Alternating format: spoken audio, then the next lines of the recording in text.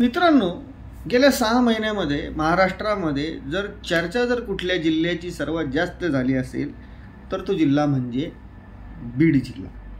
मग ते जरांगे पाटलांचं आंदोलन असो, जरांगे पाटलांच्या आंदोलनानंतर महाराष्ट्रामध्ये झालेली लोकसभेची निवडणूक असो, याही निवडणुकीमध्ये सर्वात जास्त चर्चा कुठल्या जिल्ह्याची झाली असेल तर ती म्हणजे बीड. त्यानंतर मित्रांनो, विधानसभेची निवडणूक घ्या आणि त्यानंतर विधानसभेच्या निवडणुकीच्या नंतर बीडमध्ये झालेली सरपंच संतोष देशमुख यांची हत्या आणि या हत्येचा आरोप हा धनंजय मुंडे यांच्या निकटवर्तीयांवरती झाला.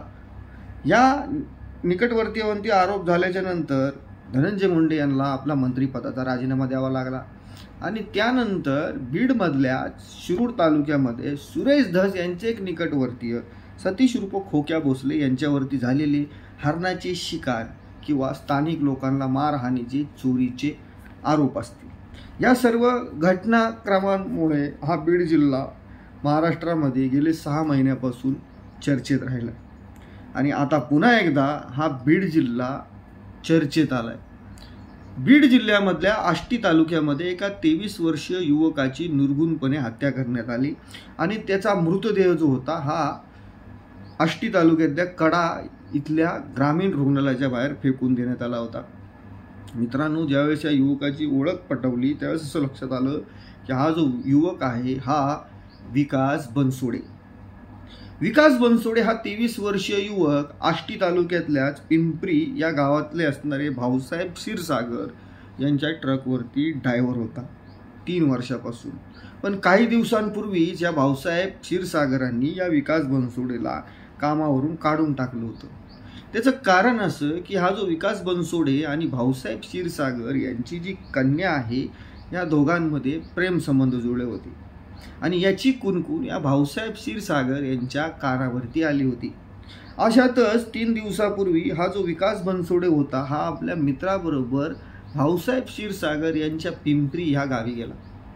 भाऊसाहेब क्षीरसागर यांना कळालं की हा जो बनसोडे आहे हा आपल्या गावात आला आहे. हे कळाल्याच्या नंतर या भाऊसाहेब क्षीरसागरांनी आपल्या आणखी साथीदारांबरोबर या विकास बनसोडेचं अपहरण केलं आणि त्या गावातच असलेल्या एका पत्र्याच्या शेडमध्ये या विकास बनसोडेला डांबून ठेवलं.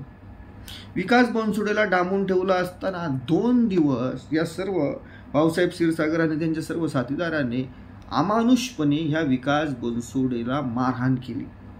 मारहाणीमध्ये मित्रांनो रस्सी आणि वायरचा वापर करण्यात आला. ही मारहाण इतकी अमानुष होती, ही मारहाण इतकी क्रूर होती की या मारहाणीमध्ये या 23 वर्षीय ट्रक ड्रायव्हर विकास बनसोडे याचा जागीच मृत्यू झाला.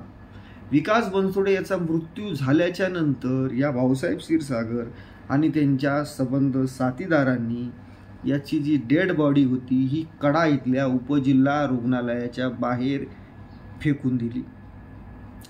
मित्रांनो, ही घटना समोर आल्याच्या नंतर पोलिसांनी हे जे भाऊसाहेब क्षीरसागर होते यांना आणि त्यांच्याबरोबर आणखी 2 साथीदारांना ताब्यात घेण्यात आलं. पोलिसांच्या म्हणण्यानुसार या सर्व हत्याकांडामागं या सर्व घटनाक्रमामागं जवळपास 10 आरोपी होते. या 10 आरोपींपैकी भाऊसाहेब क्षीरसागर आणि त्यांचे आणखी 2 साथीदारांना पोलिसांनी अटक केली. पण बाकीचे जे 7 आरोपी होती हे फरार आहेत. ह्या सर्व फरार आरोपींचा बीड पोलीस शोध घेत आहेत.